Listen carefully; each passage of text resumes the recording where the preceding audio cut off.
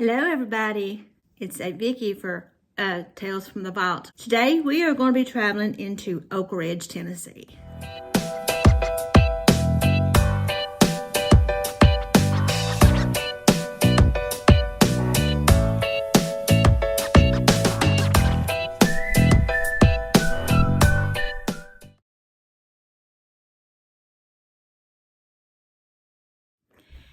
In today's episode of Tales from the Vault Thursday, we are going to be traveling into East Tennessee, into Oak Ridge. But this is the case about Sean Finnegan and unalive Jennifer Paxton. So let's get into this. Sean Finnegan was convicted of unaliving Jennifer Paxton. Content warning. The following contains disturbing details of violence. Viewer discretion is advised. A Tennessee man who kidnapped and SA'd and tortured a woman named Jennifer Paxton while unaliving her by strangulation has been sentenced to his demise, according to a statement from 7th Judicial District Attorney General Dave Clark. According to multiple reports, Sean Finnegan, age 56, was convicted of multiple crimes including first-degree unaliving, aggravated SA, and abuse of a corpse in connection with the unaliving of Jennifer Gail Paxton, age 35. Prosecutors said Finnegan kidnapped Paxton in December 2019 and held her hostage in his apartment in Oak Ridge. There, he repeatedly SA'd her and assaulted her before strangling her to her demise. The Oak Ridge reports that Rebecca Dishman, who was Finnegan's girlfriend or fiancée, told police Finnegan strangled Paxton with some string over an extended period of time during which he took breaks to smoke. Subsequently, the couple wrapped Paxton in garbage bags and put her body in a freezer. Reports citing that prosecutors Finnegan kept her body in a freezer in the bedroom until August 2020, when police came to search his home. He then stowed Paxton's body underneath his bed, prosecutors said. Dishman reportedly pled guilty to first-degree unaliving in 2023. She testified against Finnegan in return for a life sentence that spared her the possibility of the unaliving penalty. The unaliving's heinous nature and Finnegan's awareness of his actions led the jury to give him the unaliving penalty. Finnegan's execution sentence was to be by lethal injection, but Darrell Winfrey, an attorney for legal aid of East Tennessee, said it is unlikely that he will pass from natural causes before his execution. Winfrey told the outlet that appeal processes could last decades, adding that health care for people on execution row is generally worse than for people who are not incarcerated. It seems like it would be very easy to bring someone's life to an end, Winfrey told the outlet. But it is a very extended process, a very expensive process, and a very complicated process.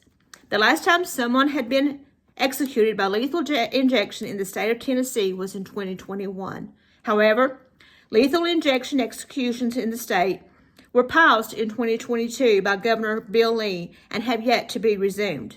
After deliberations and sentencing began on Tuesday, the jury reached a verdict Wednesday morning. The jury had to return the sentencing documents to the judge 3 times as there were errors in the first 2 forms that were filled out.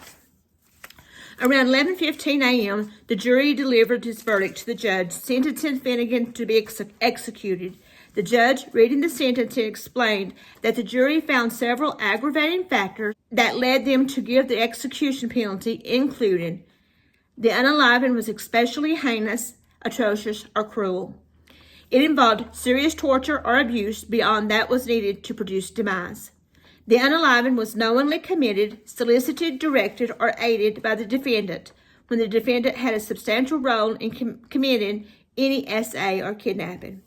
The defendant knowingly mutilated the body of the victim after passing. As the judge read the sentence, he explained Finnegan would be transferred to the state penitentiary in Nashville, where he would be executed by lethal injection. Following the verdict, Paxton's family were seen crying in the courtroom. Finnegan also shook his attorney's hands, thanking them for the work they had done on his case after everyone had been dismissed. Throughout the case, Finnegan did not show any emotion until the sentencing. The first time he showed emotion was when his brother's ex-wife, Roseanne Mundy, testified about abuse Finnegan suffered as a child.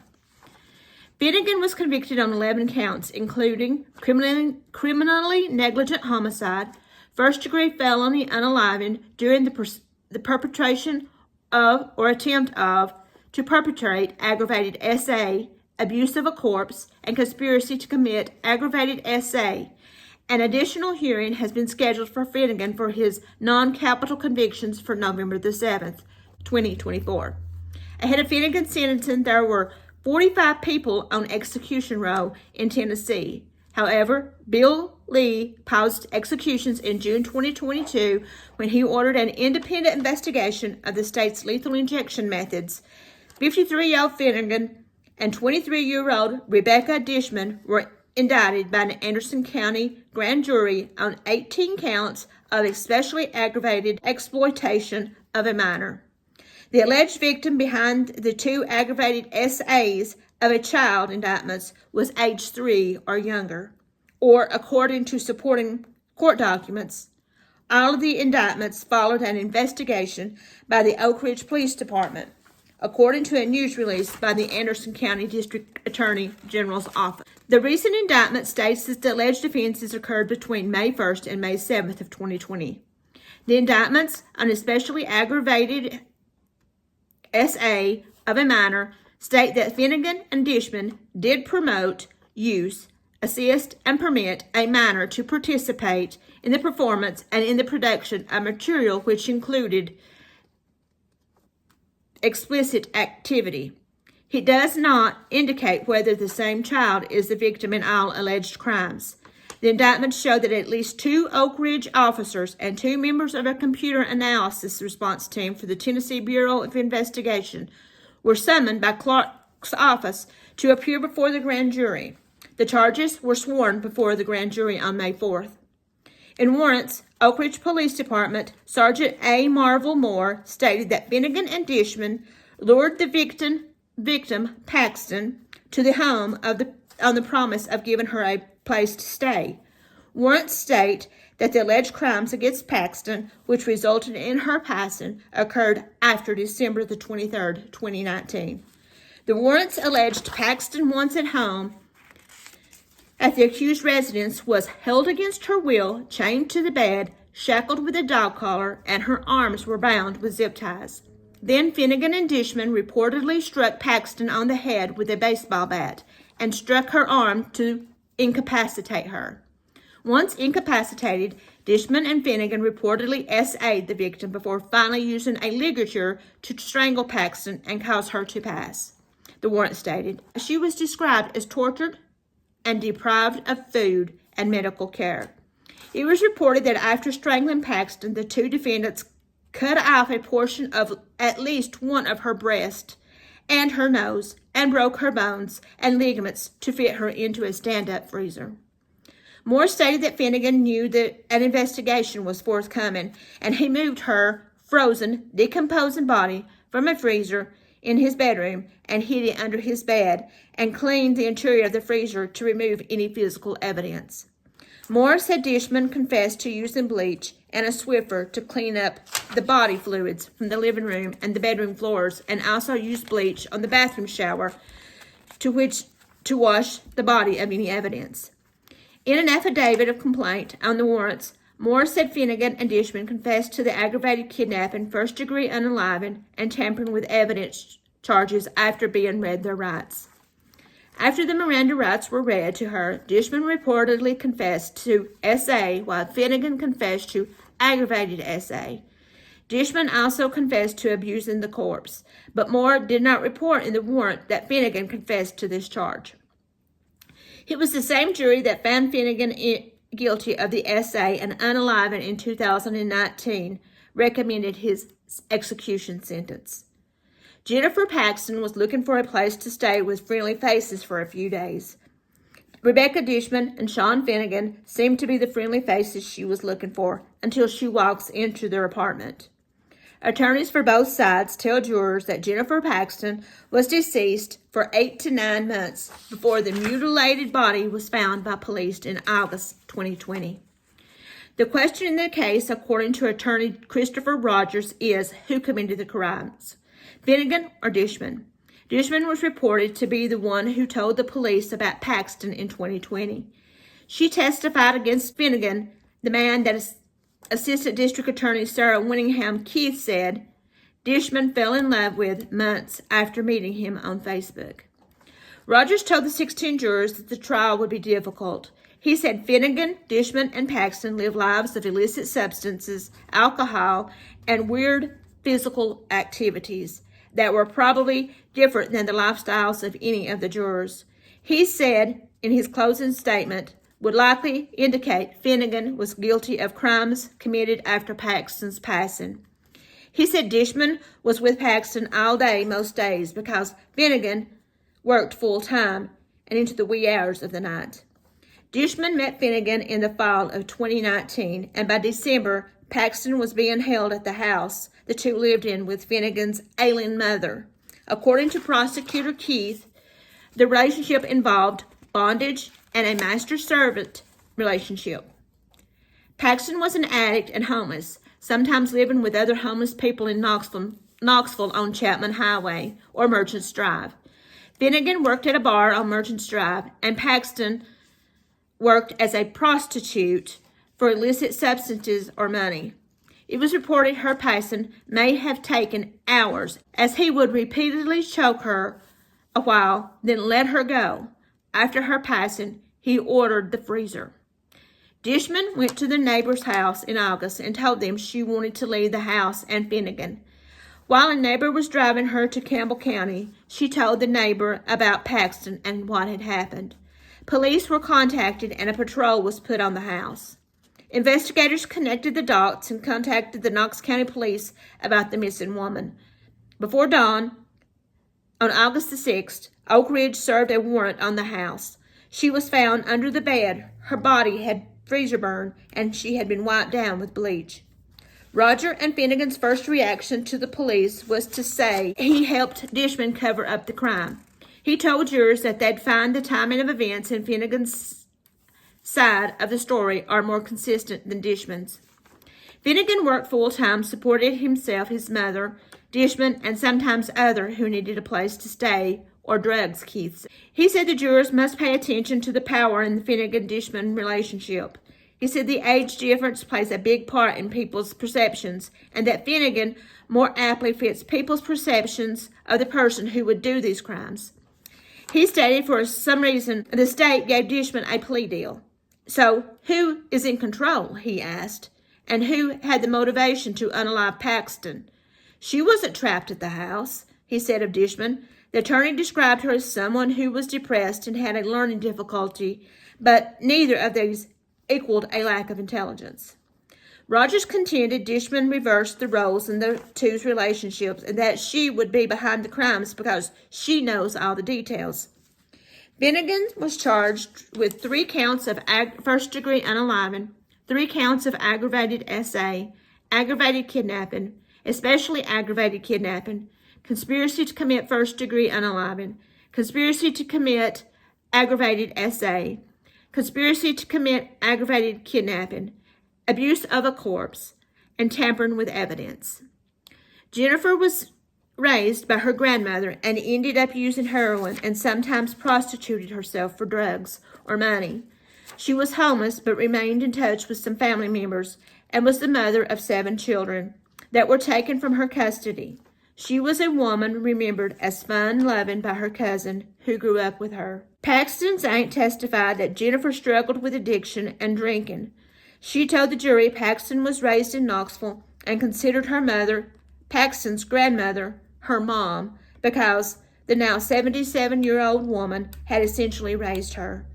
Paxton would visit and get money from her grandmother monthly when her Social Security would arrive.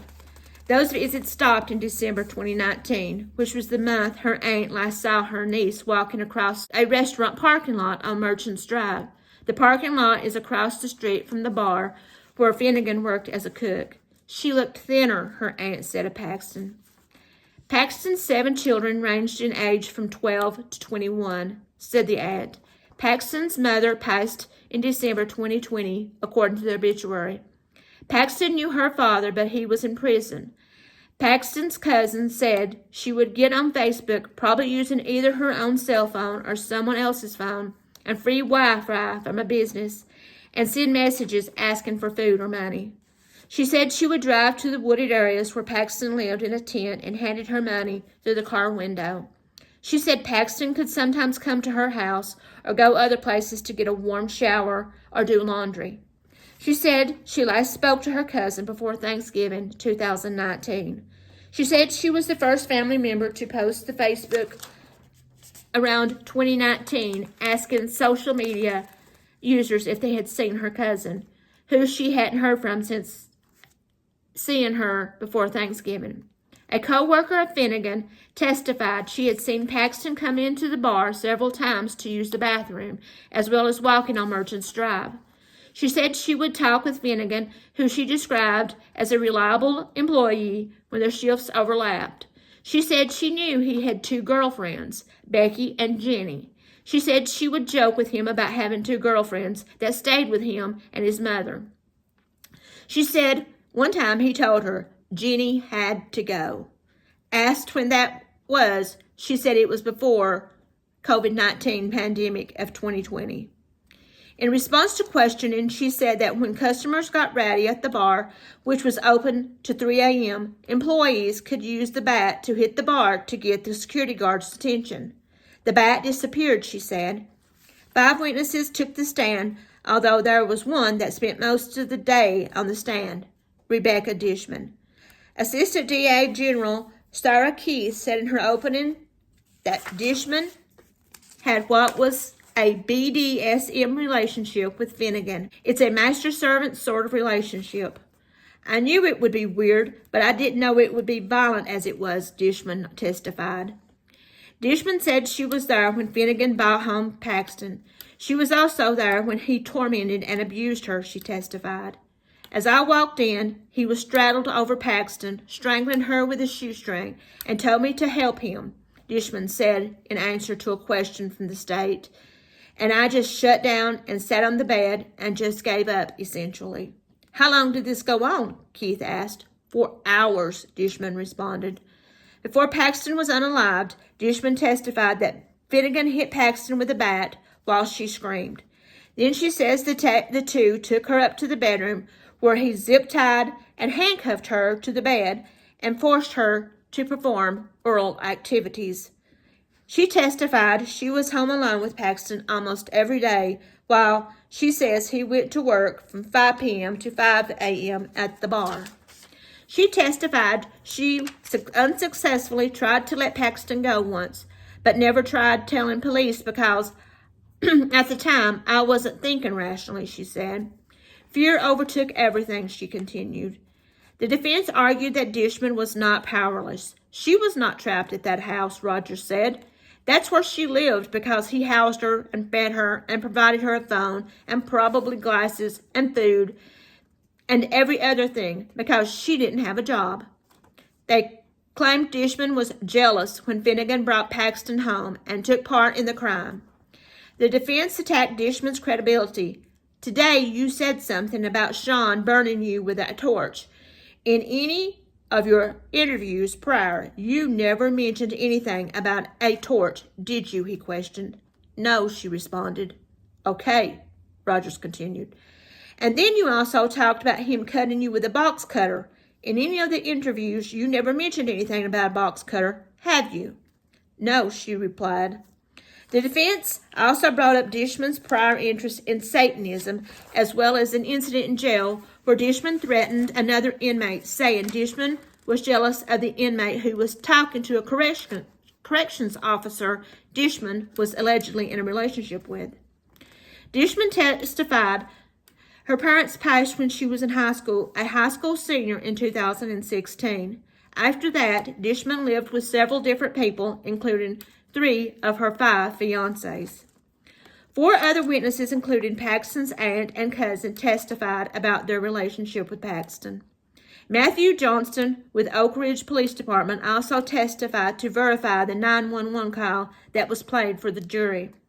In it, the jury heard a neighbor call police to report a body in a freezer at Finnegan's house. The neighbor testified at the end of one day. They brought the freezer into the courthouse and put it directly in front of the jurors. The prosecution opened the freezer and allowed the jurors to look inside. Several jurors actually stood up out of their seats and peered into it. The prosecution introduced several other pieces of evidence showing the jury metal chains, dog collars, and padlocks they said Finnegan used on Paxton. They also showed bed sheets found under the bed in Finnegan's room, as well as black plastic bags they had wrapped her body in.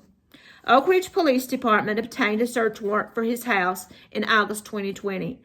Officers said when they went upstairs to the bedroom, they opened the freezer, but it only contained Red Baron pizza boxes and burritos. The room was spotless, which they found suspicious. He turned around and saw something under the bed.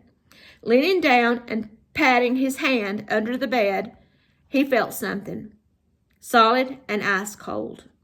That's when he called for another officer and alerted them he may have found a body. She was wrapped in a black plastic bag and seemed to be in the fetal position. The bag covered her lower body, but her upper body was exposed. He said her nose was missing. Dishman testified Finnegan cut the nose off after the unaliving. One of Finnegan's neighbors testified that she had heard commotion around Christmas time in December 2019, like a fight. She then said she could hear noises coming from Finnegan's bedroom, a bed hitting the wall as if people were having relations. This lasted for several days. She said, when asked by the defense why she hadn't called the police, she said she thought it was a dispute between Finnegan and Dishman and it wasn't her business. The state also called neighbor of Finnegan and Dishman. She said she and Dishman had become friends and she had seen bruises on Dishman. She said she asked Dishman if Finnegan was abusing her, and she had said yes. The neighbor and her husband had arranged for her to go to the woman's shelter. Dishman told her Finnegan had forced her to perform horrific acts with children they had looked after in the past, that Finnegan had wanted to kidnap someone else, a teenager, and there was a body in their freezer. The neighbor told her husband, who called the police. After Finnegan found out Dishman had left him to go to the shelter, the husband said Finnegan come to his house and threatened his life. So that is the story of the Sean Finnegan, Rebecca Dishman unaliving of Jennifer Paxton in Oak Ridge, Tennessee. This case was just tried, I'd say just last month. I think it was last month that he was actually sentenced, that this trial happened. I hope you found this interesting. No, I won't say I hope you liked it, but I do hope you found it interesting. I'm not for sure what next week's episode will be about. I've got plenty written down here and more to do, so I'm not sure yet what it will be.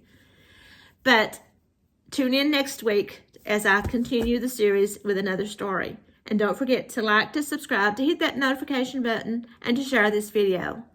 I truly, truly appreciate it. Until next time, from Tales from the Vault. Bye.